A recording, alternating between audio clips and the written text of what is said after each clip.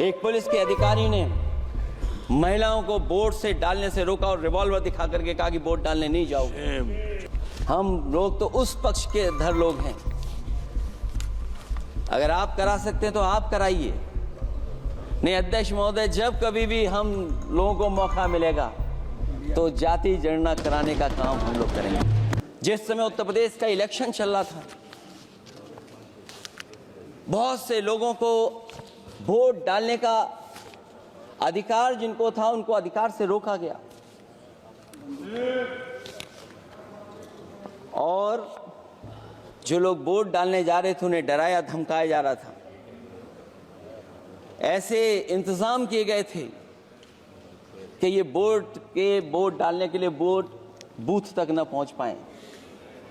वो तस्वीरें अध्यक्ष महोदय न केवल हम लोगों ने देखी बल्कि पूरे देश और दुनिया ने देखी होंगी कि किस तरीके से उत्तर प्रदेश की सरकार के प्रशासन के इशारे पर एक पुलिस के अधिकारी ने महिलाओं को वोट से डालने से रोका और रिवॉल्वर दिखा करके कहा कि वोट डालने नहीं जाओगे। मैं उन बहादुर महिलाओं को बधाई देना चाहता हूं कि उन्होंने परवाह नहीं की और उन्होंने कहा कि इससे कुछ जान जाने वाली नहीं, अगर जान भी जाएगी तो हम वोट डाल करके आएंगे। मैं जब सरकार की तरफ से माननीय मंत्री जी को सुन रहा था, उन्होंने जाति जनगणना को लेकर के कहा कि जाति जनगणना कराना चाहे तो करा लें। हम लोग तो उस पक्ष के धर लोग हैं। अगर आप करा सकते हैं तो आप कराइए। नहीं अध्यक्ष महोदय, जब कभी भी हम लोगों को मौका मिलेगा तो जाति जनगणना कराने का काम हम लोग करेंगे। सामाजिक न्याय समाज के अनुसूचित जाति, अनुसूचित जनजाति और अन्य पिछड़े वर्गों को न्याय दिलाने का बड़ा अस्त्र आरक्षण था, उसे समाप्त कर दिया गया है। आउटसोर्सिंग और कॉन्ट्रैक्ट बेसिस पर थोड़ी बहुत नौकरियां जो दी जा रही हैं उनमें दलितों और पिछड़ों का कोई आरक्षण नहीं है।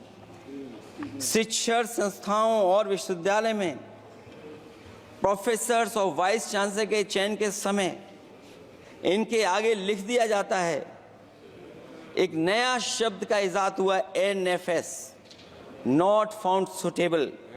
सरकारी उपक्रम भेज दिए, प्राइवेट उपक्रमों में कोई आरक्षण नहीं है।